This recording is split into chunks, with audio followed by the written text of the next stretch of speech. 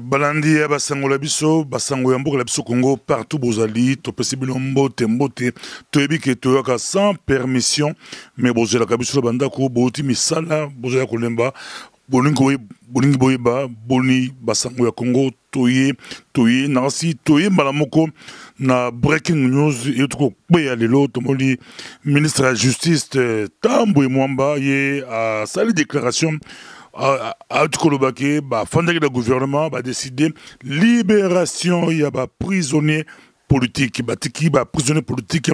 balobi batalaki liste oyo opposition pesaki liste oyo Union européenne azakotia bango pression batali ba critère la bango batali ba libérer ba prisonnier politique babi entre autres bato ba Christopher Ngoyi ba ko libérer azan la liste bato ba ko libérer maintenant moment bala alobi ke bako libérer bato nyonso te ezala bato mosusu bakana te baka ba viol moto a viola bato soki botiki ye baavocat bato mosusu mpe bazala ba prison bazala même ke ba viol ekozala compliqué et puis alobi bakana te escroquerie moto escroquaki soki botiki ye na ba prison bato mpe baescroka bato ekozala pasi bango bakosenga balibere bango ekosala neti 2 poids 2 mesures donc bato batali mosapi adi ya Alexis Tambwe Mwamba ezali kokende vers Dio Minonga la poba funda Dio Minonga la kaya viol et puis Mouyambo na kaya escroquerie donc Dio Minonga na Mouyambo babimité. La République, après concertation avec les différents services qui sont concernés, tout en tenant compte de la gravité des faits qui sont mis à charge de certaines personnes, a décidé de prendre les mesures de décrispation. Sur l'ensemble de la liste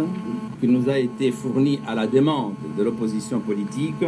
le gouvernement de la République avec ses services et les pouvoirs judiciaires ont décidé qu'on pouvait lever les mesures et permettre à ces gens d'être immédiatement libérés. À l'exception des 2 cas. Les 2 cas sont ceux qui pourraient choquer l'opinion publique, à savoir un cas de viol qui, s'il était pris en compte, entraînerait des revendications qui concernent des centaines de prisonniers qui sont actuellement en prison pour les mêmes faits. Et le 2e cas, celui d'escroquerie, qui, s'il était pris en compte, entraînerait également des revendications de même ordre. Et s'agissant de chaînes de télévision, il a été décidé qu'après avoir analysé l'ensemble du dossier, la chaîne de télévision CKTF de M. Bemba et la chaîne de télévision Canal Futur de M. Vital Caméré pourront commencer à émettre immédiatement. Et ces mesures sont d'application immédiate. Maintenant, il va s'en suivre sur le plan technique les formalités nécessaires qui doivent être assurées par le parquet et par les directeurs des prisons. Ça prendra quelques jours, mais la décision comme telle est déjà prise. Na niveau à rassemblement babi net sur bimisi bangono sauté yabi ou rien, donc il n'y aura pas de dialogue tant que bango tout babimité bango balobi ki etikali 4 personnes moko oh il fallait babima bala 4 personnes il fallait babima nano babimité donc tant que babotiki bangote bakotika bako nima jamais dialogue do mobulu za côté wana ezalama mobulu kojo pour la kojo à cette déclaration kojo le biké comme gouvernement ça dit pas ça qui demande na bango comme ça dit pas dialogue et ko banda semaine prochaine mais ko banda nani to éviter ça mituna tant que batu rassemblement autour à Tshisekedi baba radical balobi pour la bango et loko ezati. Ce dossier brûlant de la libération des prisonniers politiques que l'opposition pose comme un préalable pour le dialogue. Après avoir examiné attentivement tous les aspects du problème, je suis heureux aujourd'hui de constater qu'un effort extrêmement substantiel a été fourni. Je vous prie, Monsieur le ministre, de bien vouloir accepter mes sincères remerciements dès à présent. Je voudrais que ces remerciements aillent aussi au chef de l'État qui a reçu il y a 48 heures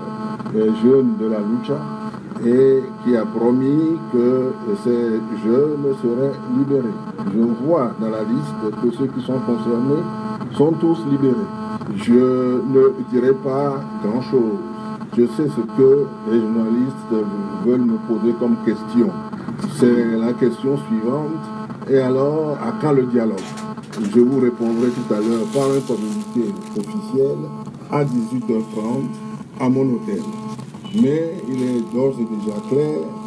que ce préalable-ci ayant été levé, le dialogue commencera dès la semaine prochaine. Toyebi ba na niveau ya Congo ya diaspora toyebi ba résistant pe bali ba résistant pour la bango nous sommes les ba comédie nous sommes les histoire mboka tant que le pays est occupé on ne peut jamais négocier ba agresseur tant que son ba agresseur te mboka est occupé il faut d'abord qu'on libérer mboka bongo total nous sommes là c'est extrême sous ton ça extrait tout le monde dit bah déclaration c'est extrêmement belé déclaration il y a F Bazaïba bango bah c'est peli quand même MLC bah c'est peli pour battre qui battement belé bah libérer médias là bango de médias Jean P bah libérer en pour battre qui bah médias il y a Vital Caméra et Canal Futur battre qui il y a Jean-Pierre Bemba battre qui bah médias mais il y a F Bazaïba lobby en tout cas ils a pas mais c'est bien mais dans ce Bolanda, avec les médias belges na Congo, entre autres, na top Congo, Torozo extrait beaucoup Bolanda. Et le MLC salue la nouvelle de libération de certains prisonniers parce que la liberté est la règle, la détention est une exception et c'est une aberration. C'est en plein 21e siècle, au siècle de la démocratie, que nous puissions avoir des prisonniers politiques ou des prisonniers d'opinion. Ça, nous les saluons. Bien que nous regrettons que la liste soit sélective. Il y a encore le membre du MLC qui croupisse en prison depuis plus de 5 ans, tout simplement pour avoir porté un t-shirt frappé à l'effigie de Jean-Pierre Bemba ou le fait d'avoir été son cuisinier ou son médecin. Ceux-là n'ont pas bénéficié de cette décision-là. Nous demandons que tous soient libres. En ce qui concerne le média, nous saluons aussi cela et nous nous félicitons du fait qu'aujourd'hui, l'opinion nationale et internationale a compris que le prétexte de n'avoir pas payé la fiscalité, c'était des prétextes fallacieux. Aujourd'hui, c'est une décision politique qu'on a fait couler sous forme de décision de justice pour libérer ces médias. Et que c'est sélectif aussi, nous souhaiterons que tous les médias soient libérés. En plus de ça, que la RTNC soit réellement l'église au milieu du village et non l'église au coin du village. Parce que la RTNC fonctionne grâce à l'argent du contribuable congolais. Et puis, Tomoli, donc, même côté à Caméra et Lobby, c'est pas une initiative où le gouvernement quand même a joué, il y a qu'au tic ils a pas mort bien. Mais à niveau rassemblement, rejeter en gros, bon, ça dit que la présidente, tous les prisonniers il faut ba mouyambo ba diomi nongala, bangono se basa libanda, bongo babanda dialogue on c'est là qui sango penza na si utikaga ezaki mongo ba demande na si kabila lobi akutana ki na ba lusha na goman ba basi bana ya lusha ba ebseki clairement ba peseki ba condition na bango na si moi pas salami mais opposition il faut batika batinyo sona batika na niveau ba résistant pour ba résistant tout ça est comédie tout ça est ba théâtre tant que le pays est occupé ils a pas si beaucoup d'îles na bateau agressé mbokote bateau botoli mbokote ça neti bozali collaborer ba ça toujours exemple na Europe sous banazi bateau collaborer qui pour but là qui to collaborer na ba occupant pour toi alléger souffrance ya population to alléger mais Hitler a une vision mosusu na sukalango à Salaki Makambula. Na basango la biso na niveau micro du pasteur Bobo, lelo to Zalaki na cimetière américain, il y a Luxembourg na pays à Luxembourg, biso to Zalaki on a mais to accompagné 2 américains bayaki comme touristes pour tes papa ou parents à Moko. Pareil, il y a beaucoup de bango, il y a Carole là, oui, mais pareil, il y a beaucoup de bango, il y a la Bunda Guerre mondiale, et qui est bandigolé, Bakama, et Bakufaka, il y a Zonga les États-Unis, mais Baninga Bakufaka Bele, Bango Bayaki, on a été recommandé, micro du pasteur Bobo, sur recommandation à un des pasteurs des États-Unis d'Amérique, Patrick Moubobo, il y a Koma qui a tenu l'équipe sur Bango. Miko du pasteur tozala qui accompagné qui bango dans cimetière américain il y a Luxembourg et puis tozonga qui dans musée de guerre il y a Bastogne dans Belgique ainsi Bolanda ba image.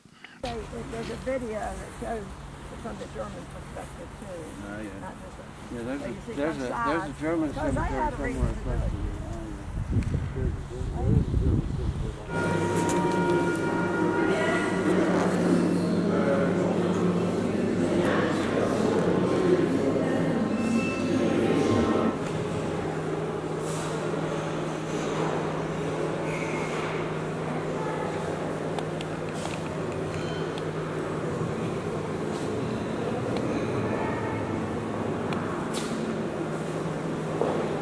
Quand tolobaki micro du pasteur Bobo lanci tolobaki dans la cérémonie na misala salami Bernard Blessing abandi le lopa docteur qui Céleste Kibutu et c'est là qui matata botala estria Bernard Blessing prophète Bernard Blessing et puis docteur Kibutu abandi le lot mais à cause ça dimanche car la basango lanci pasteur jumeau Jean-Claude